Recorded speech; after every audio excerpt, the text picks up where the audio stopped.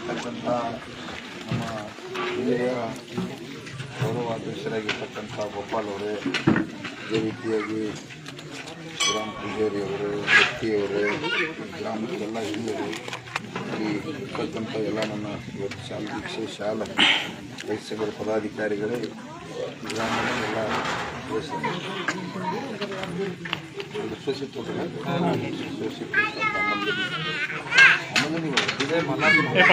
ಮಾಮೂಲಿ ಇದು ಏರಿಯಾ ಎಲ್ಲ ಮಾಮೂಲಿನ ಏರಿಯಾ ರೀ.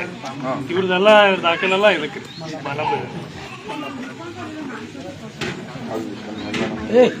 ಹಾಗೆ ನಾವು ಹಳ್ಳಿ ಬದಲಾಗ್ತಾರವು ನಾವೆಲ್ಲ ಆ ಕಡೆ ಹೋಗ್ಬೇಕಾಗಿತ್ತು. ಆದರೂ ನಮ್ಮ ಪುಂಡಿತನ ಇಲ್ಲ, ನೀವು ಬರಬೇಕ್ರಿ ಅಧ್ಯಕ್ಷರ ಯಾವ ಮಾರುತಿ ಇವರೆಲ್ಲ ಭಾಳಷ್ಟು ಪ್ರೆಷರ್ ಹಚ್ಚಿದ್ರು. ಆದರೆ ದೇವರ ನಾವು ಒಂದು ಆಶೀರ್ವಾದ ತಗೊಂಡು ಹೋಗ್ಬೇಕು ಹಾಗೆ ಭಾಗವಹಿಸಿದ್ದೀವಿ. ಇದೇ ಡಿಸೆಂಬರ್ 11ನೇ ತಾರೀಕು ಮತ್ತು ಮೊನ್ನೆ ಗುರ್ಲಾಪುರದಾಗ ತಾವೆಲ್ಲರೂ ಕೂಡ ಬಂದ್ರಿ. ಒಂದು ದೊಡ್ಡ ಐತಿಹಾಸಿಕ ಚಳವಳಿ ಆಯಿತು.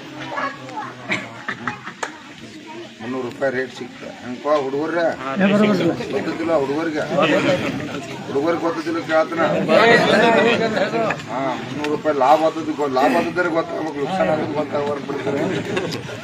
ಲಾಭ ಆದದ್ದು ಗೊತ್ತಾಗಬೇಕು. ಅದಕ್ಕೆ ಇದು ಇಷ್ಟು ಇದನ್ನು ಬಿಡಂಗಿಲ್ಲ. ಇದನ್ನ 1000 ಪಟ್ಟು ಬೆಳೆಸ್ಬೇಕಾಗೈತಿ. 300 ರೂಪಾಯಿ ಮೇಲೆ ನಮ್ಮ ಜೀವನ ಮುಗಿತಲ್ಲ, ಎಲ್ಲ ಬೆಳೆಗಳಿಗೂ ತಗೋಬೇಕೈತಿ. ಮೆಕ್ಕೆಜೋಳ, ಗೊಂಜಾಳ ಕೂಡ ಈಗ ನೋಡಿ, ಗೊಂಜಾಳ ನಾವು ಇಲ್ಲಿ ಹೋರಾಟ ಮಾಡಕತ್ತು ಅಂತೇಳಿ ಆ ಹೋರಾಟ ಅಂದ್ರೆ ಮತ್ತೆ ಗದಗ, ಹಾವೇರಿ ಇಡೀ ರಾಜ್ಯವ್ಯಾಪಿ ಹೋರಾಟ ಸ್ಟಾರ್ಟ್ ಆಯ್ತು. ಈಗ ಮತ್ತೆ 10 ಮಿಲಿಯನ್ ಟನ್ನನ್ನು ಖರೀದಿ ಮಾಡಬೇಕು. 2400 ರೂಪಾಯಿದಂಗೆ ಸರ್ಕಾರ ಆದೇಶ ಮಾಡಿತ್ತು.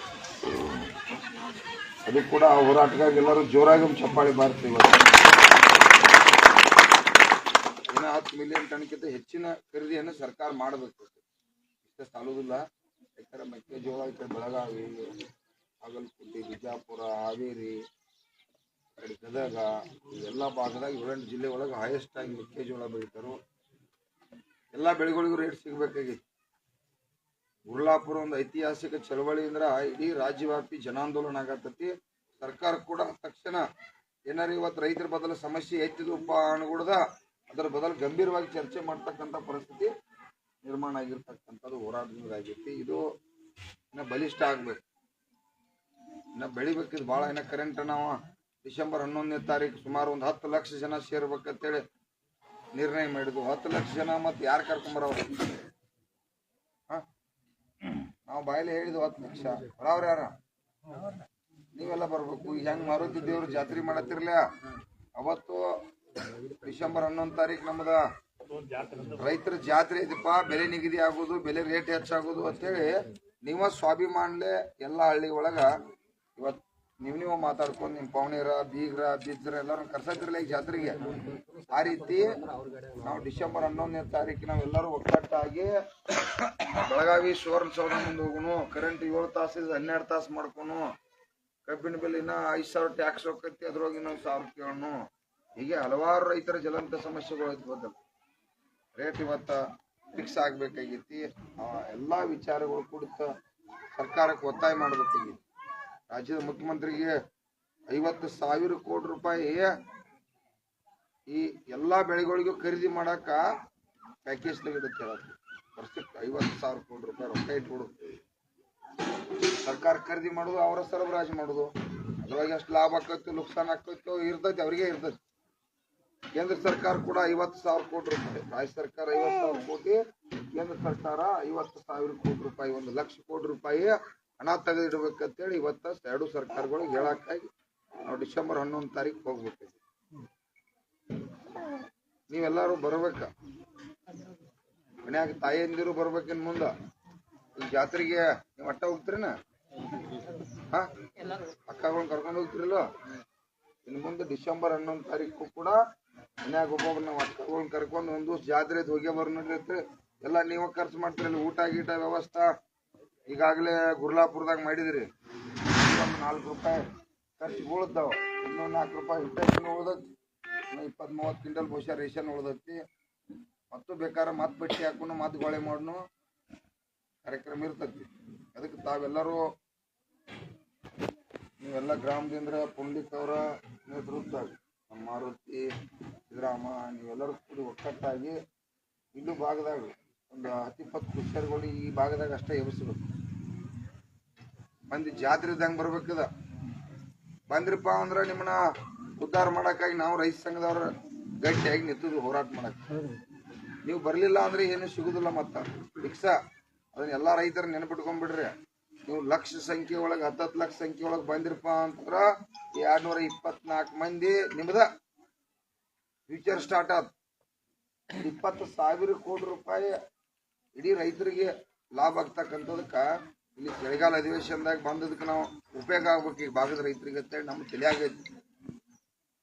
ಅದೆಲ್ಲ ನೀವು ರೈತ ದೇವರುಗಳು ತೀರ್ಮಾನ ಮಾಡ್ಬೇಕು. ನೀವು ದೇವ್ರುಗಳು ತೀರ್ಮಾನ ಮಾಡಿರ್ತಂದ್ರೆ ನಾವಂತೂ ಇರ್ತದು. ನಾವೇನು ಯಾವಾಗ ಚಳವಳಿ ಸ್ಟಾರ್ಟ್ ಆಗಿತ್ತು ಅವಾಗಿದ್ರೆ ಹಂಗ ಅದು ದಿನನಿತ್ಯ 26 ಹಳ್ಳಿ ಅದಾವು, ನಾಳೆ ಅದಾವು, ನಾಡ್ದದಾವು, ಅದಾವು.